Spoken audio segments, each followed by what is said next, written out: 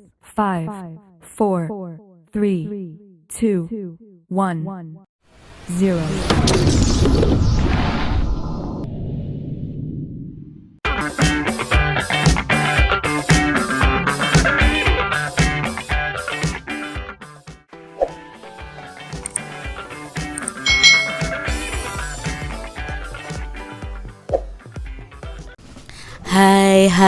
Hai, selamat datang di channel YouTube Kak Citra.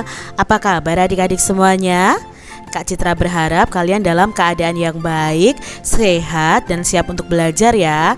Hari ini kita akan belajar bersama-sama untuk mata pelajaran tematik kelas 5. Kita belajar di tema 8 nih, lingkungan sahabat kita, subtema 3, usaha pelestarian lingkungan, pembelajaran yang kelima. Mari adik-adik kita belajar dengan penuh semangat ya. Mengetahui tingkat pemborosan air. Adik-adik, di sini kalian akan mempraktekkan untuk mengetahui tingkat pemborosan air.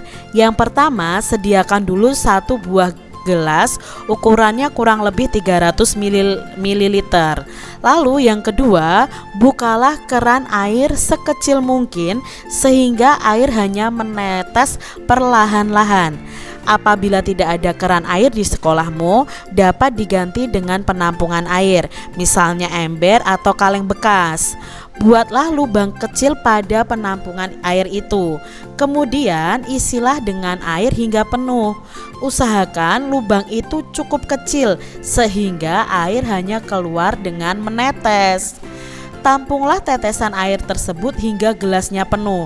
Gunakan air yang kamu tampung untuk mencuci piring atau menyiram tanaman. Catatlah waktu yang diperlukan oleh tetesan air untuk memenuhi gelas tersebut adik-adik. Seandainya keran atau tandon air di rumahmu bocor sehingga air menetes seperti pada percobaan ini, berapa liter air yang terbuang sia-sia selama 1 hari atau selama 24 jam. Nah, tuliskan laporan kalian dan kesimpulan kegiatan ini di buku tulis kalian masing-masing. Contoh laporannya seperti ini adik-adik. Tujuan percobaannya adalah mengidentifikasi tingkat pemborosan ya, ini pemborosan air. Lalu alat dan bahannya ada 1 buah gelas, lalu 1 buah bak mandi dan tampungan air. Langkah-langkah percobaannya bagaimana? Ya, langkah-langkah percobaannya yang Kak Citra sebutkan tadi. Lalu hasil percobaannya ternyata gelas itu penuh dalam waktu sekitar setengah jam saja, padahal hanya menetes airnya. Jika kebocoran air selama 24 jam, maka akan ada sekitar 48 gelas air yang akan terbuang sia-sia adik-adik. Nah, kesimpulan dari kegiatan ini adalah banyak sekali pemborosan air yang terjadi di sekitar kita. Dari jumlah air yang terbuang, dapat kita ketahui tingkat pemborosan airnya. Coba ya adik-adik ya, kalian praktekkan supaya kalian tahu bahwa kalau kita itu membuang air secara sia-sia itu berarti kan kita boros air, dan itu sangat merugikan loh adik-adik untuk kita semua. Nah, percobaan di atas telah menunjukkan pemborosan air yang sering terjadi di lingkungan rumah tangga. Dari jumlah air yang terbuang, kamu dapat memperkirakan pemborosan yang terjadi, bukan? Nah, sekarang apa tindakanmu untuk menghemat pemakaian air? Mengetahui tingkat pemborosan air tadi. Nah, sekarang kita akan mengetahui nih, amatilah penggunaan air di rumahmu. Air digunakan untuk mandi, mencuci pakaian, memasak, dan mencuci piring. Berapa banyak air yang digunakan di rumahmu setiap hari? Walaupun hingga saat ini air selalu tersedia di alam, tetapi kita harus menggunakan air secara bijak adik-adik. Menghemat penggunaan air sangat bermanfaat, terutama jika air diperoleh melalui pompa air listrik atau dari PDAM. Semakin sering kita menghidupkan pompa tersebut, maka akan semakin besar juga tagihan listrik yang harus kita bayar. Demikian juga jika kita menggunakan air dari PDAM. Semakin banyak air yang kita pakai, tagihan air per bulannya juga semakin besar. Mungkin kamu belum dapat membayangkan tentang pemborosan penggunaan air. Nah, adik-adik, di sini kita sudah tahu nih, oh ternyata di sekitar kita itu banyak sekali pemborosan air. Mari kita mulai menghemat adik-adik ya. Diskusikan bersama teman-temanmu mengenai tindakan-tindakan penghematan air yang dapat kalian lakukan. Nah, kalian buat buklet nih adik-adik, berisi cerita ajakan untuk melakukan tindakan-tindakan penghematan air. Lengkapi cerita itu dengan gambar yang mendukung ya. Perhatikan langkah-langkah membuat gambarnya. Nah, adik-adik, tindakan yang dilakukan untuk menghemat pemakaian air antara lain: 1. Bisa memeriksa tagihan rekening untuk mengetahui ada kenaikan atau tidak. 2. Tidak perlu mandi terlalu lama. 3. Mematikan keran saat bersabun dan saat sikat gigi.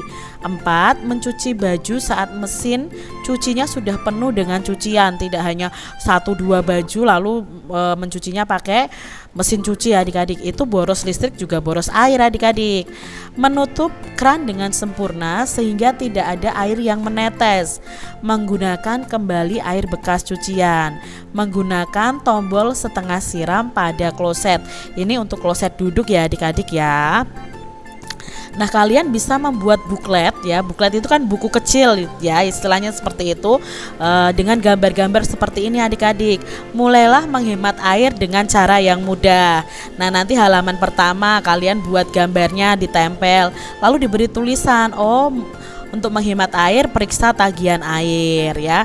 Kalian bisa buat buklet dan gambarnya kalian variasi sendiri.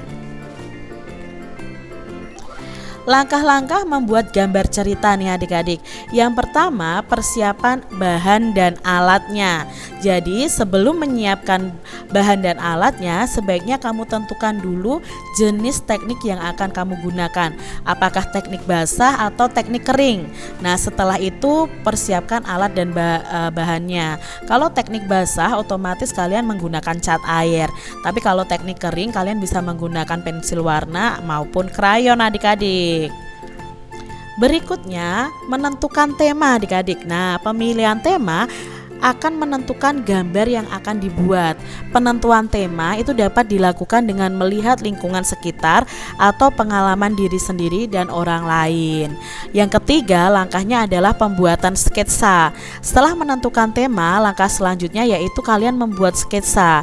Sketsa ini sebaiknya dibuat lebih dari satu agar kita dapat memilih yang terbaik.